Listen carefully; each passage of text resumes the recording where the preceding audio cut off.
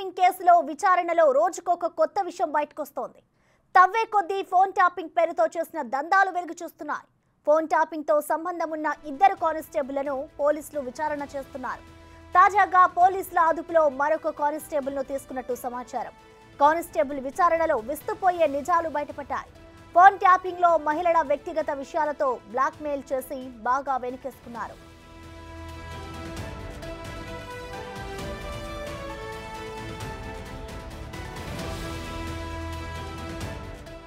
Police boss సాన్నిహిత్యంతో పలు దందాల్లో జోక్యం చేసుకుని కోట్ల రూపాయలు వసూలు చేశారు. పోలీస్ బాస్ బినామీల పేరిట 9 ఎకరాల తోట కూడా సంపాదించారు.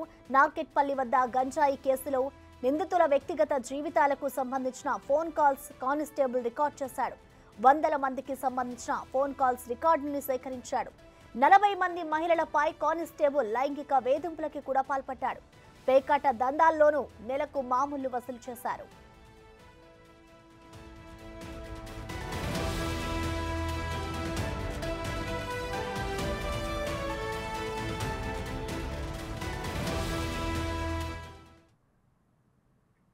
ఇదే అంశానికి సంబంధించిన మరింత సమాచారాన్ని మా ప్రతినిధి సురేష్ లైవ్ ద్వారా అందిస్తారు. సురేష్, చెప్పండి, ఈ ఫోన్ ట్యాపింగ్ కేసులో అధికారులు అయితే దర్యాప్తును ముమ్మరం చేస్తున్నారు. ఆ రోజుకు ఒక కొత్త కేసు అయితే వెలుగులోకి వస్తుంది. ఈ నేపథ్యంలో ఇటు కానిస్టేబుల్ని విచారించిన అధికారులు వారి నుంచి ఎలాంటి సమాధానాలు రాబట్టగలిగారు సురేష్? నల్గొండలో పనిచేస్తున్న ఇద్దరు కానిస్టేబుల్లకు సంబంధించి దర్యాప్తు బృందం అదుపులోకి తీసుకుంది. వారు గతంలో ఎస్ఐబిలో పనిచేసి ట్రాన్స్ఫర్ అయ్యి ప్రస్తుతం నల్గొండలో పనిచేస్తున్నారు. అయితే వీరితో పాటు మరొక కానిస్టేబుల్ను కూడా ఈరోజు దర్యాప్తు బృందం అదుపులోకి తీసుకోవడం జరిగింది.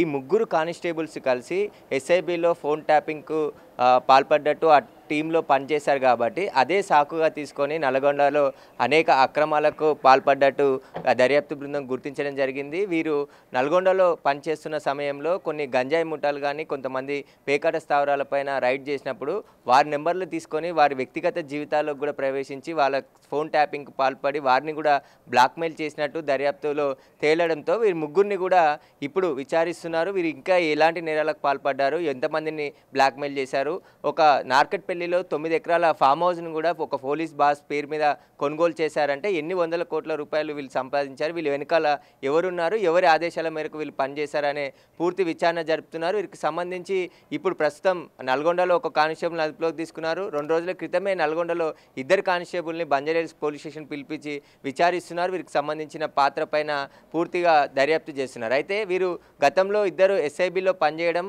పనితో టీంలో వీళ్ళు ముఖ్యంగా పనిచేసి నల్గొండకు సంబంధించిన ముఖ్య నాయకులకు సంబంధించిన కదలికలపై ఎప్పటికప్పుడు నిఘా పెట్టినట్టు దర్యాప్తు బృందం గుర్తించింది. ఇప్పుడు వీరితో పాటు మరో కానిస్టేబుల్ని గుర్తించారు. ఆ కానిస్టేబుల్ కూడా కలిసి నార్కట్పల్లి నల్గొండ పరిసరాల్లో గంజాయి కేసులో అరెస్ట్ అయిన వారి వ్యక్తిగత జీవితాల్లోకి కూడా వెళ్ళి వీళ్ళు బ్లాక్మెయిల్కు అదేవిధంగా లైంగిక వేధింపులకు కూడా పాల్పడినట్టు ఆరోపణలు రావడంతో ఇప్పుడు దర్యాప్తులో మరిన్ని విషయాలు విచారిస్తే వీరికి సంబంధించిన ముగ్గురి పాత్ర పైన కూడా బయటికి వచ్చే అవకాశం కనబడుతున్నది.